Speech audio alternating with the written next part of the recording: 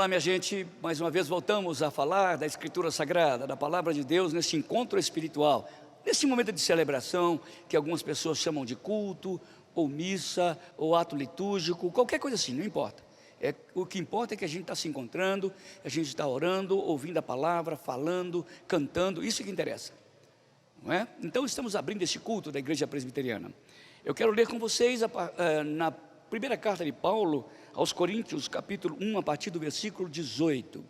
Paulo está tratando de um problema muito sério na igreja, que haviam pessoas muito sábias em Corinto. Aliás, nessa época, Corinto era mais famosa do que a própria Atenas, e tinha muita gente sábia na igreja. Eles tinham muito conhecimento, mas não tinham amor fraternal, o amor ágape, o amor sacrificial. Eles tinham muitos dons, mas não tinham amor sacrificial. Então Paulo está falando onde é o ponto do cristianismo. 1 Coríntios 1, 18. Certamente a palavra da cruz é loucura para os que se perdem, mas para nós que somos salvos, a palavra da cruz, é o poder de Deus. Pois está escrito na Bíblia: destruirei a sabedoria dos sábios e aniquilarei a inteligência dos entendidos. Onde está o sábio? Onde está o escriba? Onde está o inquiridor desse século? Porventura, por acaso, não tornou Deus louca a sabedoria do mundo? Visto que, na sabedoria de Deus, o mundo não o conheceu pela sua própria sabedoria. Então aprove Deus salvar o homem por um outro caminho, pela loucura da pregação. Porque tanto os judeus pedem sinais, como os gregos buscam sabedoria. Mas nós pregamos a Cristo crucificado, escândalo para os judeus e loucura para os gentios, mas para nós que fomos chamados, tanto judeus como gregos, pregamos a Cristo, poder de Deus e sabedoria de Deus, porque a loucura de Deus é mais sábia do que os homens, e a fraqueza de Deus é mais forte do que os homens. Lemos esse texto clássico da Escritura Sagrada, quando Paulo aponta, cria um PowerPoint, um ponto mais saliente para a cruz do Cristo, onde realmente está a centrada a história da salvação. Ó Deus, que a cruz não seja apenas um adereço de templos dos nossos pescoços, mas a cruz seja um emblema mais profundo, lugar onde depositamos as nossas chagas, nossos pecados, onde eles foram queimados, perdoados e pagos um por um na cruz do Senhor Jesus Cristo. Obrigado por esta hora, por esta noite e pela palavra que daqui a pouco vamos ouvir. Em nome de Jesus, o Senhor da cruz, o Deus que chora, o Deus que morre, mas o Deus que está vivo. Amém. Muito bem, gente. Já oramos e ouvimos a leitura da palavra e agora vamos cantar, como fazemos todo domingo, não é? Penetre com espiritualidade dentro dessas músicas. Se você não sabe cantar, leia a letra, ouça a melodia, ou então cante com a gente. Vai ser um momento de comunhão espiritual, tá? Daqui um pouquinho vocês vão ouvir a mensagem das nossas arrecadações, como nós fazemos, e depois você vai ouvir a palavra, eu vou orar e a gente vai terminar esse encontro, tá bom? Até lá, vamos cantar então glórias ao Rei e Senhor da cruz, ressurreto Jesus Cristo. Vamos cantar. Queremos o teu nome engrandecer e agradecer-te por tua obra em nossas vidas. Confiamos em teu infinito amor. Só tu és o Deus eterno sobre toda a terra e céu.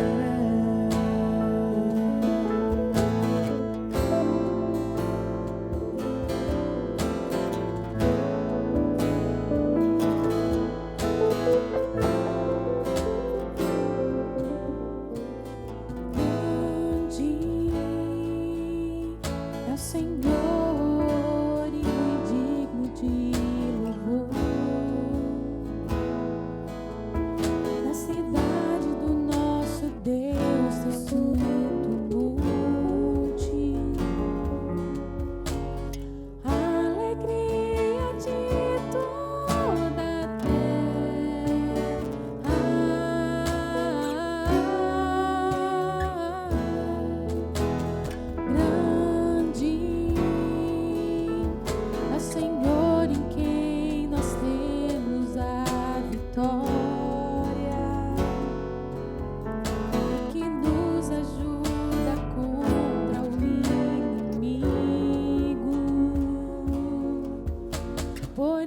isso diante dele nos prostramos.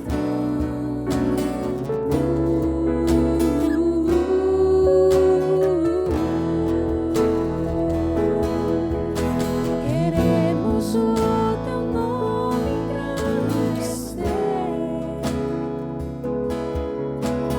e agradecer-te por tua obra em nossas vidas.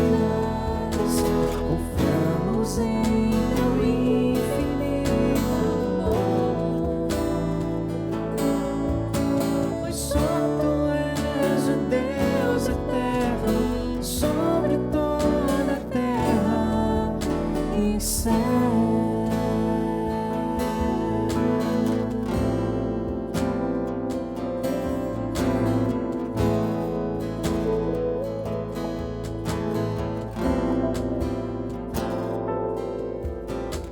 Grande é o Senhor em quem nós temos a vitória e que nos ajuda contra o inimigo. Por isso diante dele nos prostramos.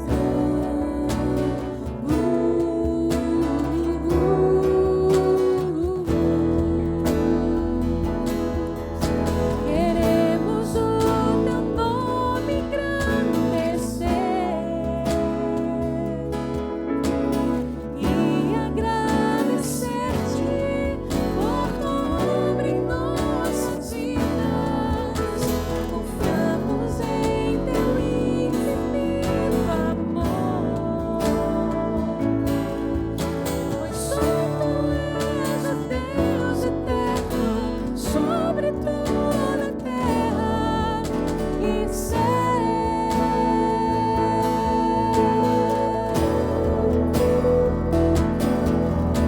Queremos o teu nome engrandecer e agradecer-te por tua obra em nossas vidas. Confiamos em teu infinito amor, pois só tu és o Deus eterno sobre toda a terra e céu.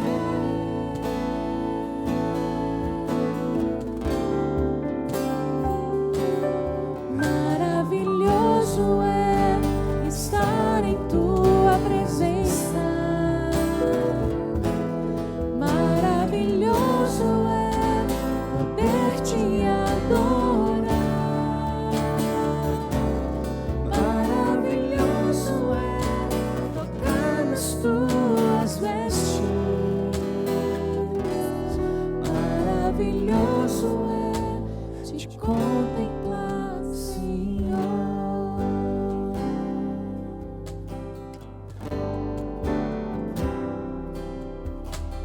Quão formoso és, Rei do universo. Tua glória enche a terra e enche o céu. Tua glória enche a terra, tua glória enche o céu. Tua glória enche minha vida, Senhor.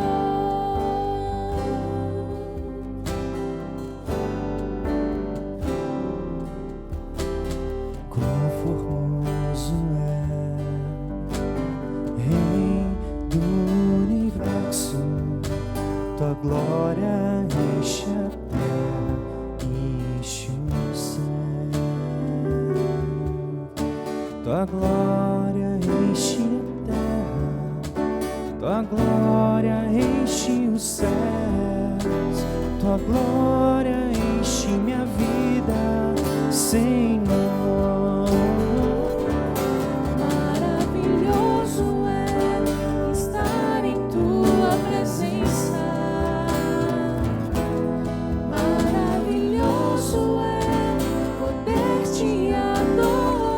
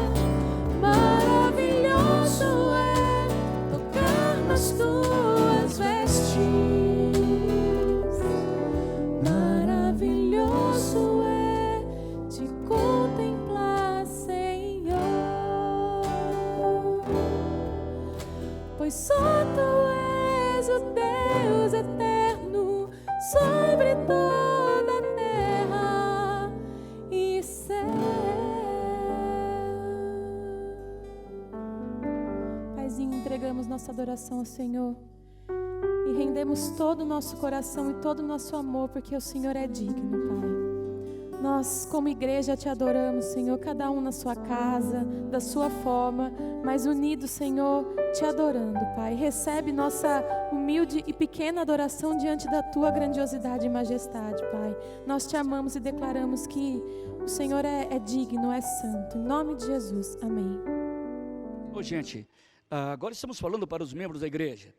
Nossa igreja continua em pé, trabalhando, e você pode continuar contribuindo como está fazendo agora. Se você não contribui, poderá começar agora você, membro dessa igreja. Olha aí o telefone que estamos colocando, o telefone fixo, as mídias de comunicação, onde você pode entrar em contato conosco. Entre em contato conosco. Você que é da igreja, está acostumado a fazer isso, olha o número aí, alguém vai te atender. E vai pegar aí na sua casa, e você vai trazer aqui para a gente, para a igreja, e a igreja vai continuar a fazer esse grande movimento social e espiritual para você. Contribua. Deus ama ao que dá com alegria, tá bom? Deus te abençoe. Bom, gente, nós lemos aquele texto no início desse encontro, da primeira carta aos Coríntios, aliás, um texto magistral. Agora eu quero continuar lendo o mesmo assunto numa outra perspectiva, sob outra perspectiva. Na carta de Paulo aos Gálatas, capítulo 6, a partir do versículo 11, vou ler até o versículo 17. Gálatas 6, 11 a 17.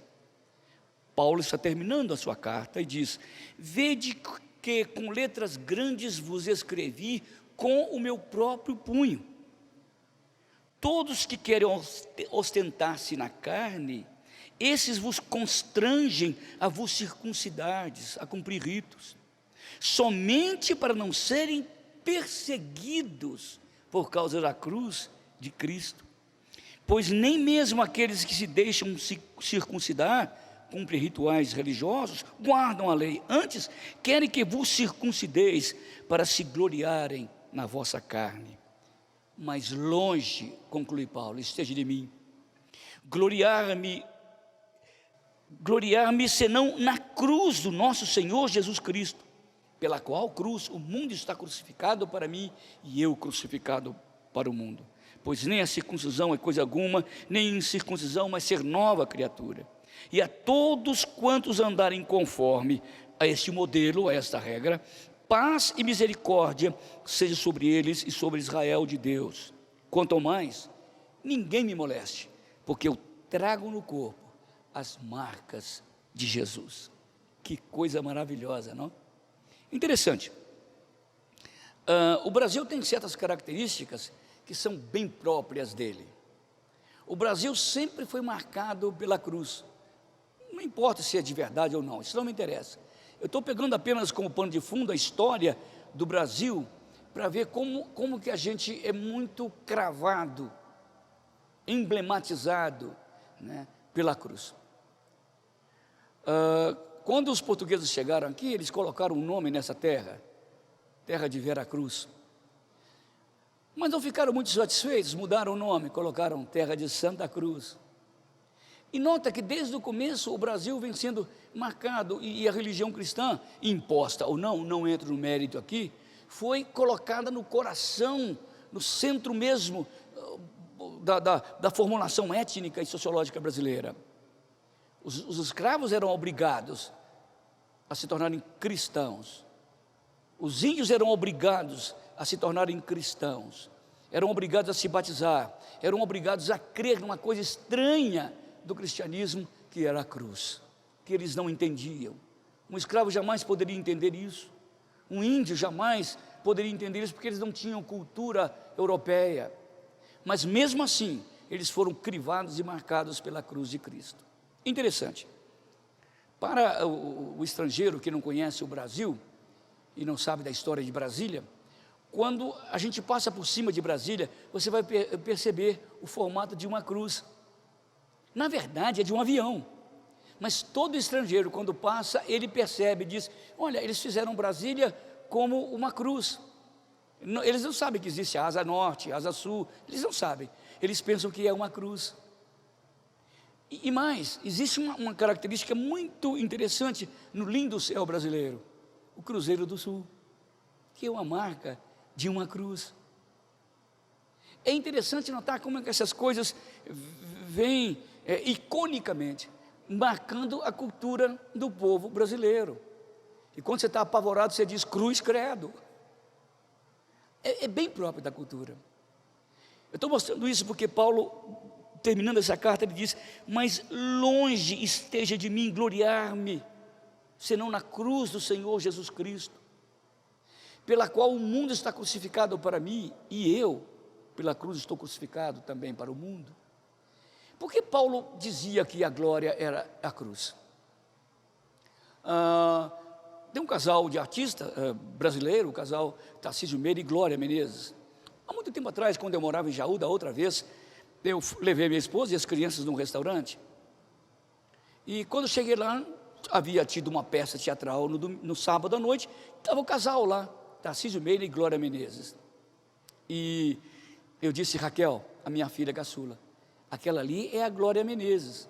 Ela, curiosa, levantou, passou perto dela, olhou um pouquinho, voltou e sentou perto de mim e disse: mas ela é tão velha, não, pai?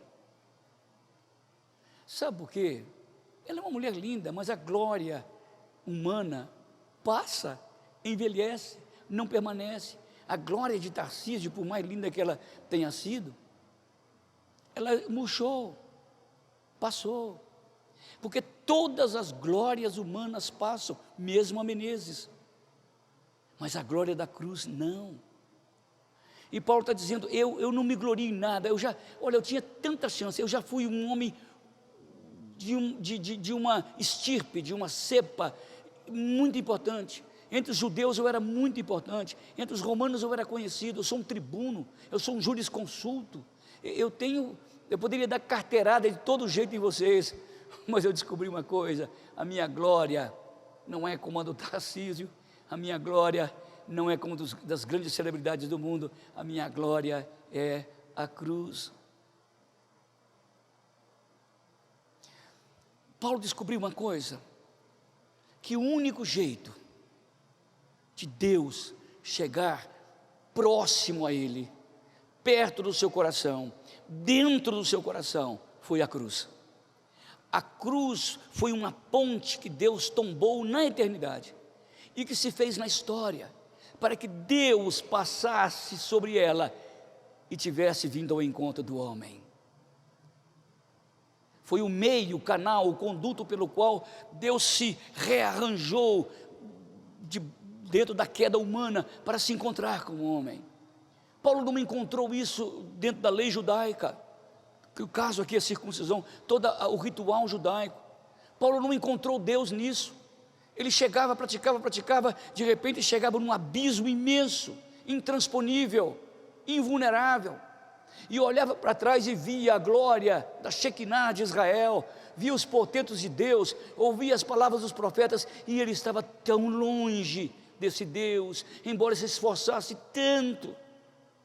De repente, Deus manda o seu filho, e ele morre, não eletrocutado, ele morre numa cruz, e Deus cria esta ponte dos céus até a terra, de Deus até o homem, da eternidade até o tempo, do perdão até a perdição, da pureza até a sujidade do pecado humano. Paulo disse: onde que eu posso encontrar isso? Eu nunca encontrei isso em lugar nenhum deste mundo. Por isso, a minha glória está na cruz. A cruz me ensinou a viver com Deus, porque a cruz trouxe Deus até mim para viver e conviver comigo. Para Paulo isso não era uma coisa horrenda, foi horrenda para Deus, para o Filho, mas para ele era uma glória. A mesma cruz que exsuda, que soa, que transpira, que derrama sangue, é a cruz que traz perdão, limpeza, pureza, frescor espiritual. Paulo só encontrou sossego para os seus pecados na cruz de Cristo. Agostinho só encontrou sossego para sua mente inquieta na cruz de Cristo. Lutero só encontrou descanso na cruz de Cristo. Francisco de Assis só encontrou descanso na cruz de Cristo. Eu só encontrei descanso na cruz de Cristo, porque Deus se achegou a mim tão próximo que vive dentro de mim. Paulo dizia: como eu vou me gloriar em outra coisa? As outras coisas têm a sua orifugência, têm a sua beleza, mas são gloriolas comparadas com a cruz de Cristo. Mas a cruz tem a glória para Paulo, não somente porque ela une Deus ao homem, não o homem a Deus, Deus ao homem, mas porque ela também une o homem ao homem. No capítulo 2 da carta de Paulo aos Efésios, ele diz que os judeus com toda aquela lei estavam longe de Deus, e ele diz nessa carta aqui no capítulo 2, observem o que ele diz: portanto, lembrai-vos que outrora vós, gentios na carne, chamados em circuncisão por aqueles que se intitulam circuncisos por mãos humanas, naquele tempo estáveis judeus, os gentios, pagãos, sem Cristo, separados da comunidade de Israel, estranhos à aliança da promessa, sem Deus e sem esperança no mundo. Mas agora, em Cristo Jesus, vós que estáveis longe, fostes aproximados pelo sangue de Cristo, porque Ele é a nossa paz, o qual de ambos, judeus e gentios, fez um, e tendo derrubado a parede da separação que estava no meio da inimizade, aboliu na sua carne a lei de mandamentos na forma de ordenança, para que dos dois criasse em si mesmo um novo homem, fazendo a paz, e reconciliasse ambos em um só corpo com Deus, por intermédio da cruz.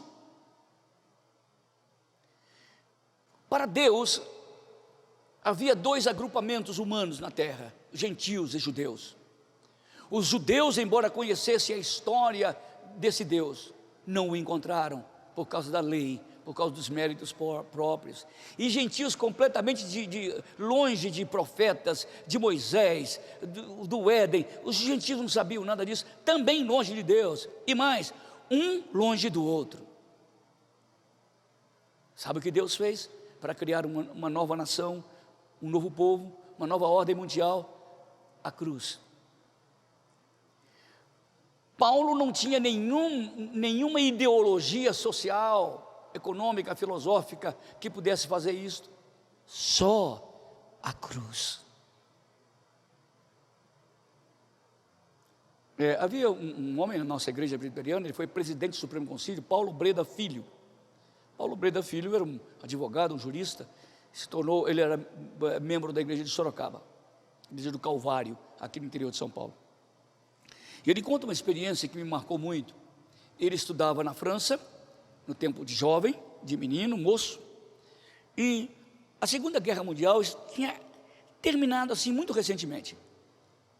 E Paulo chamou seus amigos franceses para uma reunião de oração, agradecendo a Deus porque Deus tinha feito aquilo.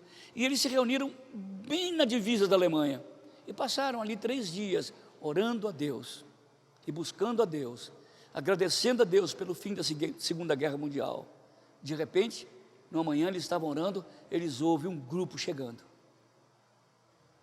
e eles perceberam, pelo estereótipo, que eram alemães, e ainda de uniforme, porque eles estavam vindo daqueles recantos da Europa, com seus fuzis, e o Paulo disse: agora eles vão nos matar.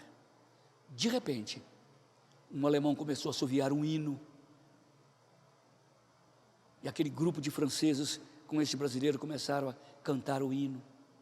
Os alemães chegaram, depuseram as suas armas, se ajoelharam com eles, cantaram os hinos e oraram, se abraçaram e choraram e confessaram os seus pecados. Como pode acontecer isso? Quem pode fazer esse tipo de armistício? A cruz. Foi Cristo morrendo na cruz que quebrou essa fissura, esse vácuo entre alemães e franceses. Foi a cruz que quebrou o nosso coração de tal forma que nós temos uma irmandade no mundo inteiro. Eu estudei uma temporada nos Estados Unidos e eu tinha um amigo de quarto, ele se chamava Jimmy, ele morava na Papua, lá na beira da Nova Guiné. Ele era tão negro que até a palma da mão dele era negra. E nós moramos algum tempo no mesmo quarto. E eu criei com esse Jimmy uma intimidade tão grande, que esse homem nunca mais me saiu da alma. Ele perguntou onde eu morava, porque eu morava no Brasil, numa casa, e ele mostrou a casa onde ele morava, numa casa feita em cima de uma árvore, para que as feras não viessem comer os seus filhos. Ele era pastor, ele era um teólogo, ele pregava o evangelho. Mas o centro da história é que o Jimmy ficou cravado na minha alma, não na minha história somente, mas na minha alma. Meu irmão, quem pode fazer isso, senão a cruz do Senhor Jesus Cristo? Nós precisamos de nos voltar para reencontrarmos o verdadeiro sentido, ou ressignificarmos o cristianismo outra vez, novamente, lá na cruz. Olha, esse texto é extraordinário. Paulo dizia: mais longe esteja de mim gloriar-me, senão na cruz do Senhor Jesus Cristo. A pergunta que eu faço e que não pode deixar de ser feita: qual é a sua maior glória? Onde está a sua maior glória? Para Paulo, estava na cruz. E para mim, Cícero, e para você, onde está a sua glória? Se a sua glória murchou, saiba que ela não está na cruz. Você deve procurar a verdadeira glória, porque essa é imarcessível, não murcha jamais, não perde o seu vício, a sua cor, o seu brilho, o seu poder, a sua pujança, a sua relevância. Longe esteja de mim, se não gloriar-me na cruz do nosso Senhor Jesus Cristo. Amém. Deus, obrigado, porque esta palavra mexe comigo, me balança nas minhas estruturas mais arcaicas, e me faz renovado, novo, cheio de esperança, porque essa cruz tem poder para me unir a Ti, e poder para me unir aos irmãos. Eu encontro o perdão Teu na cruz, e perdoo os meus irmãos na cruz. Deus, tenha misericórdia de nós, e que essa cruz, muito mais do que colocada nos templos, nas catedrais, nos nossos colares de pescoços, essa cruz esteja encravada nas nossas emoções, nas histórias mais profundas da nossa interioridade. Ó Senhor, que a gente possa sempre levar a glória de Cristo, que é a cruz. Em nome dele, o Senhor da cruz, é que nós oramos. Amém. Gente, foi muito legal falar com vocês, pregar essa mensagem que mexe comigo, que me empolga. Eu quero encontrar vocês, se Deus querendo, semana que vem. Que a graça do Senhor Jesus Cristo, o amor de Deus, o nosso Pai, a comunhão e a consolação e o poder do Espírito estejam com vocês e todos aqueles que amam a vergonha da cruz, hoje e pelos séculos dos séculos. Amém. Deus abençoe, gente. Até a semana que vem. Um grande abraço. Vejo vocês, se Deus quiser, no próximo domingo.